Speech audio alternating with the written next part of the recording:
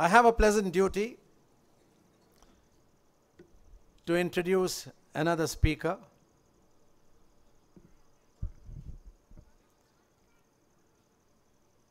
who has been at the helm of affairs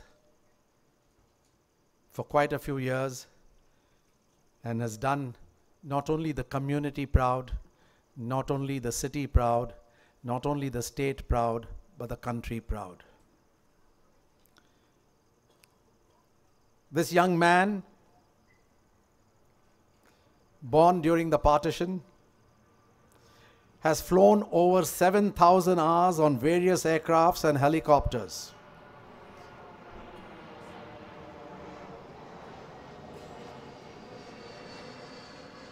Believe me, this was planned.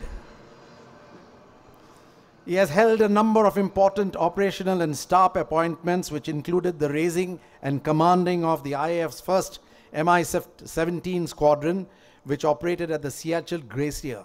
Ladies and gentlemen, this is the world's highest battlefield. He commanded yet another Mi-17 squadron, leading it into battle during the Indian peace enforcement operations in Sri Lanka. He has commanded 2 frontline air bases of the IAF, including Leh, Ladakh, that is, the highest operational airbase in the world at an altitude of 11,000 feet above sea level.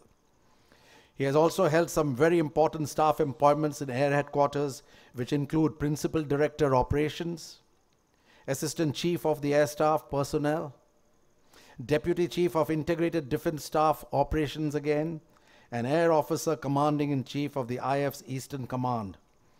He was appointed as the 18th Chief of the Air Staff of the Indian Air Force on 31st March 2007. Air Chief Marshal is a highly decorated officer with 2 Presidential Gallantry Awards and 2 Presently Distinguished Service Awards. Exceptional service to the nation. He has also received a Bravery Award during the rescue operations called the Shaurya Chakra, if I'm not mistaken. After a distinguished career of over 4 decades, the Air Chief retired on May 2009. Post-retirement, the government appointed him as an independent director of the national airline Air India. Till recently, the Air Chief Marshal was member, National Security Advisor Board, Government of India. He is an avid golfer, a great cricket fan, and a very lovable personality. Ladies and gentlemen, let me present to you Air Chief Marshal, retired Fali Major. Thank you, Shahryar. Dr. Garland, our chief guest this evening, Mr. Edeldar, the global president of the World Zarathustra Chamber of Commerce, and many, many stalwarts from the WZCC in front of me, ladies and gentlemen. After Shahryar's introduction, all of you must be wondering, what is this guy doing in a Chamber of Commerce? Anyway, it gives me immense pleasure as the chapter chair of the WZCC in Bangalore to have all of you from around the world and within the country in this beautiful town of ours for our Global Meet 2017. The last 2 days have been quite hectic. We've gone through many activities, and we've had great speakers. We've had excellent delegates participating in the proceedings, excellent panelists, and I'm sure that more than people of my generation, the youngsters in this gathering would have certainly learned something in this past 2 days. Our community, ladies and gentlemen, has a special place in many a heart in India and abroad. And I don't know if it is a coincidence. Today is the 16th of December. And 46 years back, on this very day, in the 1971 war, and unlike any other war around the world before that, this proud nation took 93,000 Pakistani prisoners and won that war gloriously. And the man leading this war was none other than Field Marshal Sam Manekshaw, a Parsi. And what a coincidence that today, on the 16th of December, we were assembled here for this.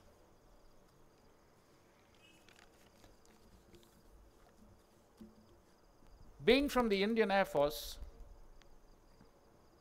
it took me a while to understand what the WZCC was all about.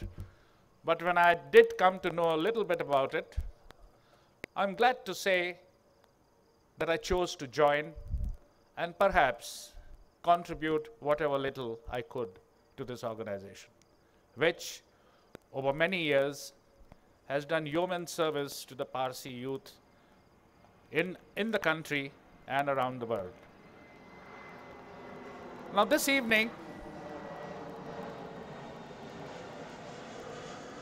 this address of mine is primarily for the young men and women of our community. In the Air Force, in the Indian Air Force, our motto is touch the sky with glory.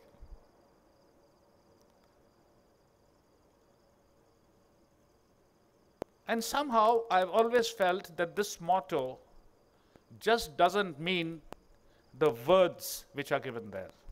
It has a very deep philosophy. And it applies, yes, in some ways, particularly to the Air Force, but in many, many ways to all young men and women who want to forge ahead in life and make something of themselves out of it. Now let me read a little bit.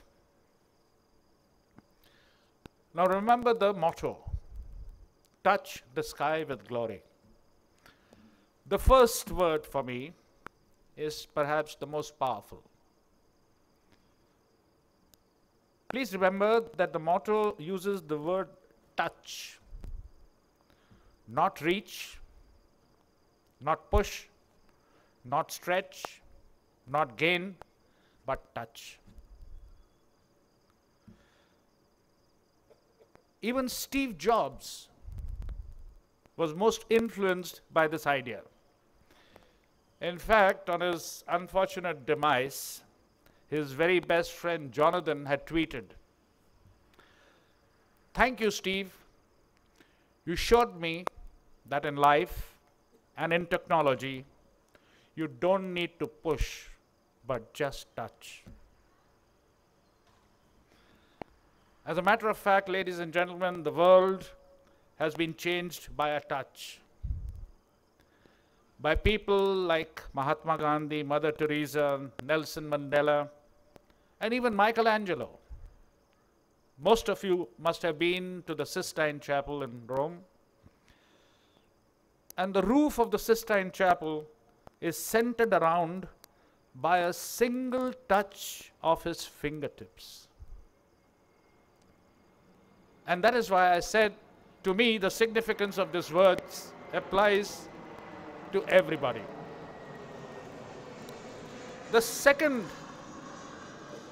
word of the sky, of the motto, that is sky, is perhaps more centered around the Air Force, because the Air Force literally inhabits the sky. It is the battleground on which our air warriors grow, learn, and even breathe. But the same sky, ladies and gentlemen, in whatever else you do in life, also has a lot of meaning, because it is your never-ending intention to touch that sky, whatever the odds may be, stretch your work, stretch your imagination, and stretch your effort to reach right at the top. And the final coup de grace comes with the word glory. This is very crucial because the pursuit for glory is both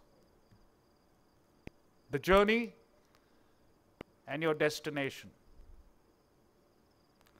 And you cannot reach your destination with glory if your journey has not been honorable and courageous.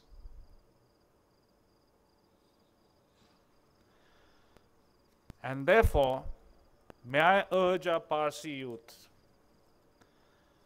to aim for this glory in whatever they wish to do. And I also ask, or is it a little too much to expect that in today's world? Well, in some respects, perhaps it is. But I am standing in front of you here this evening, not to tell you how to live your lives, what to expect from it, or why even if it is special.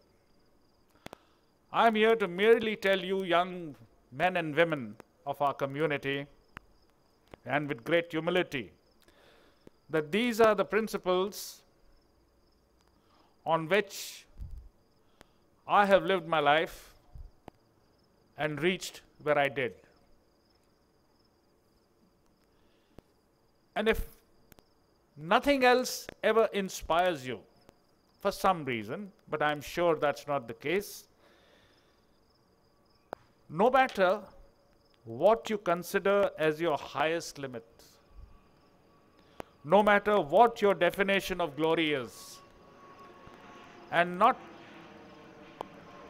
matter what touches you, always remember that if you choose to and really want to, you'll always be able to touch the sky with glory.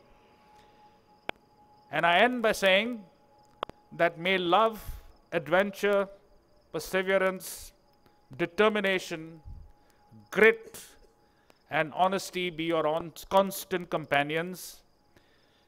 And may you young men and women of our great community take it to greater heights and always keep touching the sky with glory. Thank you very much.